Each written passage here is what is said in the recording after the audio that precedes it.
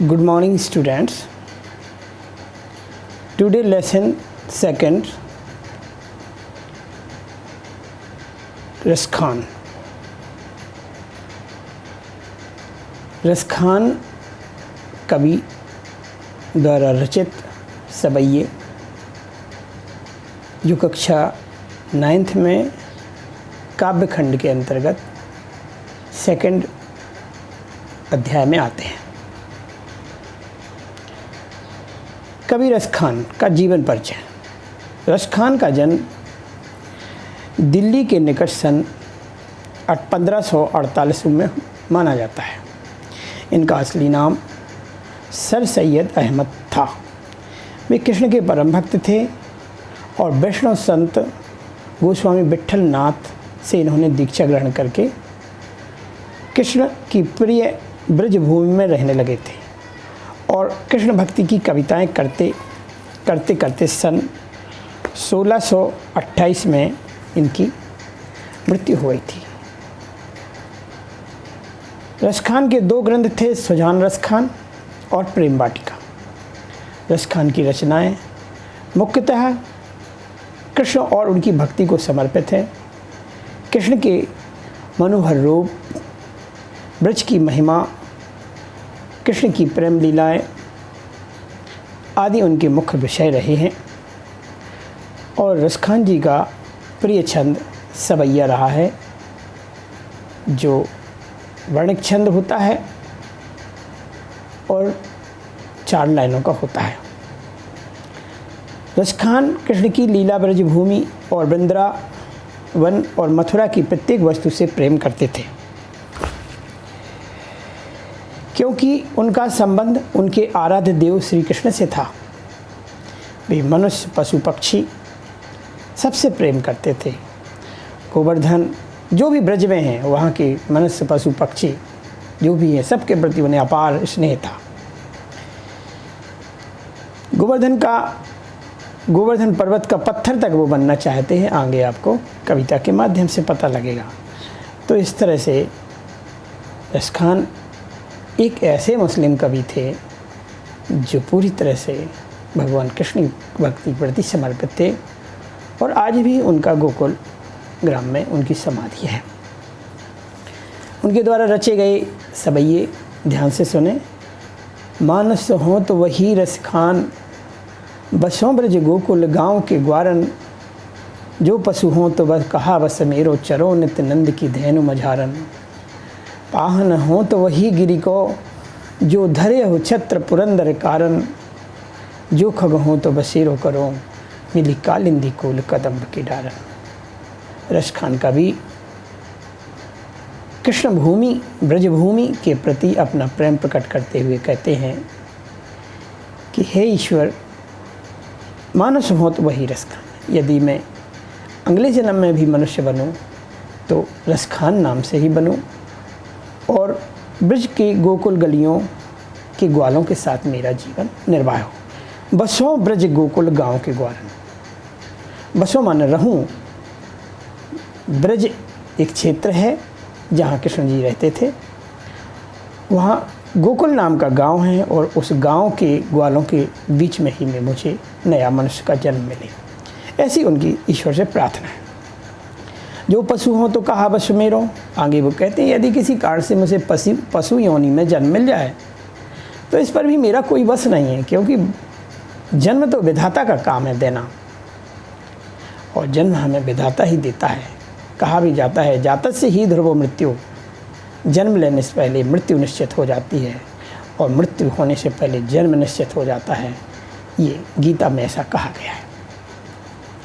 तो जो पशु हो तो कहा बस मेरो, यदि मैं पशु बन जाऊं तो उस पर मेरा कोई बस नहीं है। लेकिन ईश्वर आपसे इतनी प्रार्थना है कि चरो नित्य नंद की धेनु मझारन, कि जो नंद बाबा जी गोकुल गांव में रहते थे, उनकी गायों के बीच में जहां उनकी गायें विचरण किया करती थीं, उन्हीं गायों के बीच में मुझे भी विचरण करने को मिली। हे प्रभु, मुझे मेरी ऐसी प्रार्थना है आपसे। पाहन हो तो वही गिरि को, जो धरे हो छत्र पुरंदर कारण, किसी कारण से मुझे पत्थर का जन्म अगले योनि में मिल जाए क्योंकि 84 लाख योनियाँ मानी जाती हैं और इन्हीं में मनुष्य का जीव एक जीव से दूसरे जीव में आता जाता रहता है। पत्थर को भी योनि के रूप में ही माना है। तो कहते हैं कि यदि मैं अगले जन्म में पत्थर हो जाऊं तो उस पर भी मेरा कोई बस नहीं है, लेकिन हे ईश्वर आपसे यही प्रार्थना है, पाह न हो तो वही गिरी को जो धैर्य हो छत्र पुरंदर काल। जो इंद्र ने ब्रज की रक्षा के लिए छत्ते की भांति अपने उंगली पर धारण किया था, उस गोवर्धन पर्वत का ही पहाड़ बनो। ऐसी रसखान की अनूठी प्रेम साधना है कृष्ण भूमि के प्रति। जो खग हो तो बसेरो करो, मिली कालिंदी कूल कदम्ब की डारन। यदि पक्षी के का जन्म मिल जाए, हे विधाता यदि मुझे अगला जन्म पक्षी बन जाऊं तो कोई बात नहीं है, लेकिन हे ईश्वर मेरी यही प्रार्थना है कि मुझे कालिंदी यानी यमुना नदी, कूल माने किनारे, कदम्ब यानी एक प्रकार का वृक्ष है, तो यमुना नदी के किनारे पर जो कदम्ब के वृक्ष लगे हैं उन्हीं कदम के वृक्षों की डालियों पर बसेरा मिले, बस मेरी यही प्रार्थना है हे प्रभु। तो इस तरह से इस पद में रसखान कवि अपने आने वाले समस्त जीवन में यही चाहते हैं कि मुझे ब्रज रूप में किसी भी जीव का जन्म मिले, लेकिन ब्रज भूमि में मिले। ब्रज भूमि के प्रति भगवान कृष्ण की भूमि के प्रति रसखान की असीम साधना है और वह जीवन पर्यंत कई जन्मों में भी कृष्ण भूमि में भी अपना जन्म लेना चाहते हैं। तो इस तरह से यह पद हो गया। दूसरा वाला देखिए, या लकुटी अरु कामरिया पर राज तिहु पुर को तजडारों, आठों सिद्धि नवों निधि को सुख, नंद की धेनु चराए विसारो। रसखान कबे इन आँखन सौ, ब्रज के बनबाग तड़ाग निहारों, कोटिक ये कलदौत के धाम, करील के कुंजन ऊपर बारों। आगे जो रसखान कवि हैं वो कहते हैं कि लकुटी यानी छड़ी होती है, कामलिया यानी कंबल यानी एक लोही, जैसे ठंडियों में कोई धारण करते हैं। तो कृष्ण जब गाय चराने जाते थे तो लकुटी और कंबल ये दोनों ले जाते थे। तो वो कहते हैं कि यह लकुटी यानी जो लाठी है और ये कंबल है, यह लेकर मुझे ये नंद बाबा की गाय चराने का मौका मिल जाए तो मैं तीनों लोगों का राज त्यागने को तैयार हूँ। यानी इस धरती पर प्राप्त अपार संपदा एक तरफ छोड़ दूंगा और भगवान कृष्ण की भांति लकुटी लेकर, छड़ी लेकर के और कंबल धारण करके गाय चराने के लिए तैयार हो जाऊंगा। आठों सिद्ध नवों निधि को सुख। 8 प्रकार की सिद्धियां होती हैं और 9 प्रकार की निधियां होती हैं। निधियों से हमें ऐश्वर्य धन संपत्तियां प्राप्त होती हैं और सिद्धियों से हम योग्यता हासिल करते हैं। तो 8 प्रकार की सिद्धियां और 9 प्रकार की निधियां को कुछ नहीं समझूंगा यदि नंद बाबा की गाय चराने को मिल जाए। 8 सिद्ध नवों निधि को सुख, इनका जो सुख है उसको त्याग दूंगा। नंद की गाय चराए विसारों यानी भूल जाऊंगा। नंद की गाय, नंद बाबा की गाय चराने का मौका मिल जाए तो मैं 8 प्रकार की सिद्धियां और 9 प्रकार की निधियों से जो सुख मिलता है उसको भी छोड़ने के लिए तैयार हो जाऊंगा। रसिखान कबे इन आँखिन सो, रसिखान कबे इन आँखिन सो, ब्रज के बनबाग तड़ाग निहारों। रसखान कवि कहते हैं, हे भगवान कृष्ण, हे ईश्वर, मुझे कब अपनी इन आँखों से ब्रज के वन, बाग, तालाब इत्यादि चीज़ देखने का मौका मिलेगा। कृष्ण भूमि को देखने के प्रति रसखान कवि लालायत हैं। कौटिक ये कलधौत के धाम, करील के कुंजन ऊपर बारों। ये हीरे मोती जवाहरात जो करोड़ों की संपत्ति है, मैं इनको ब्रजभूमि में रहने वाले कांटेदार करील के वृक्ष के पास भी रहने को मिल जाए तो मैं करोड़ों के हीरे मोती से भरे हुए धामों को छोड़ने को तैयार हूँ। इस पद में रसखान की ब्रजभूमि के प्रति और ब्रज में कमली और लकुटी लेकर के गाय चराना, कृष्ण की वेशभूषाओं को धारण करना, कृष्ण की तरह क्रियाकलाप करने के प्रति अनूठा प्रेम झलकता है, जो रसखान की एक कृष्ण के प्रति दिव्य आकर्षण को प्रकट करता है।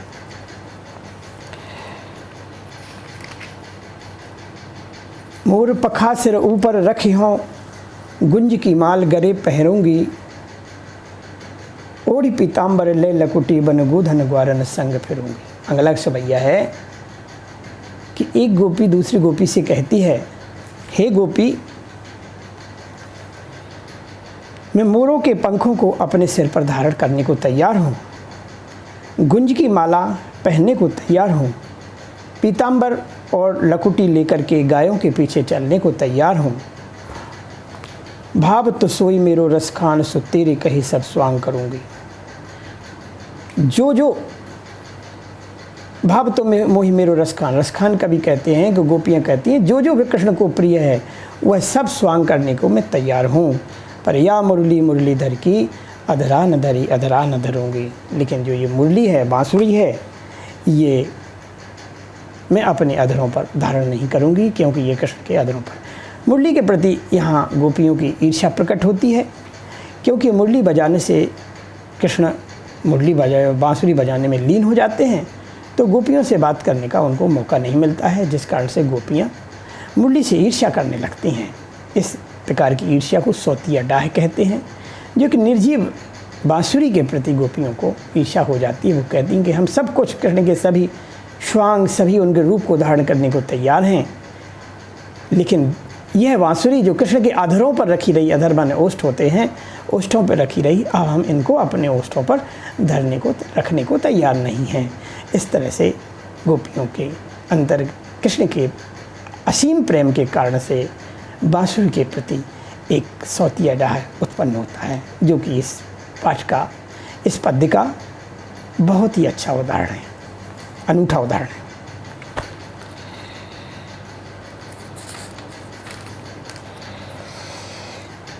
अगला पद है, कानन दे अंगुरी रहेबो, जब ही मुरली धुन मंद बजई है, मोहिनी तानन सो रसखान, अटा चढ़ गोदन गई है तो गई है। तेरी कहों सिंगरे ब्रज लोगन, काल को कितनो समझई है, माई रीबा मुख की मुस्कान, संभारी है न जई है न जई है न जई है। यहाँ गोपियाँ अपना कृष्ण के प्रति प्रेम प्रकट करते हुए कहती हैं कि जब कानन दे अंगुरी रही वो, जब ही मुरली धुन मंद, जब जब भगवान कृष्ण की मधुर मुरली यानी बांसुरी की मधुर तान गूंजेगी या वो बांसुरी बजाएंगे, तो हम अपने कानों में उंगली लगा लेंगे। ऐसा गोपियाँ कह रही हैं, बांसुरी के प्रति अपनी ईर्ष्या प्रकट करते हुए कहती हैं कि जब जब वो बांसुरी बजाएंगे तब तक हम अपने कानों में उंगली लगा लेंगे। कानन दे अंगुरी रहे वो, कानों में उंगलियां लगा के रह जाएंगे। जब ही मुरली धुन मंद बजई है, जब जब कृष्ण मुरली यानी बांसुरी की मधुर धुन बजाएंगे, तान छेड़ेंगे। मोहिनी तानन सो रसखान, अटा चढ़ गोदन गई है तो गई है। रसखान कवि कहते हैं बांसुरी की मन को मोहिनी वाली जो तान है, अटा चढ़ गोदन गई हो यानी ऊंचे स्थान से, गायों के जहाँ बैठी हैं उसके सबसे ऊंचा स्थान है, उस ऊंचे स्थान से कितना ही वो गाएंगे कृष्ण अपनी बांसुरी के माध्यम से, ऊंची तानें दे करके, मोहिनी तानें जिनको आकर्षण करने वाली यानी जो हमें मन को खींच लेती हैं, ऐसी तानों से चाहे वो कितना ही गाएंगे।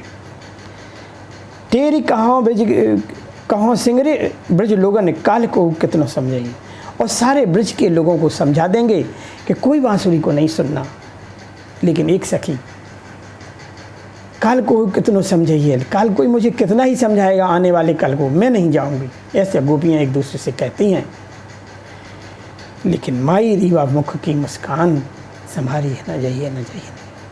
लेकिन एक दूसरी सखी दूसरी गोपी से कहती है कि हे सखी, उस कृष्ण की मधुर मुस्कान इतनी आकर्षण है, माई रीबा मुख, अरे माई री, उस मुख अर्थात उस कृष्ण के मुख की जो मुस्कान है इतनी लुभावनी है, इतनी आकर्षण भरी है कि उसकी छवि को एक बार देख लेते हैं तो अपने आप को भूल जाते हैं, हम अपने आप को संभाल नहीं पाते हैं।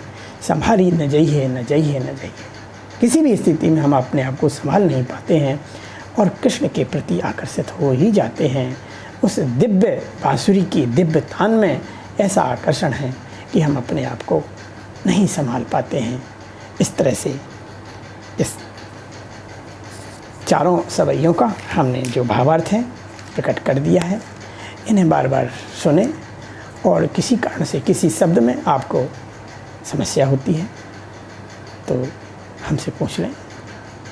आपको भावार्थ का जो सही सटीक अर्थ प्रकट करने का जो तरीका है उसको हम हर स्थिति में आपको समझाएंगे। जय हिंद, जय भारत।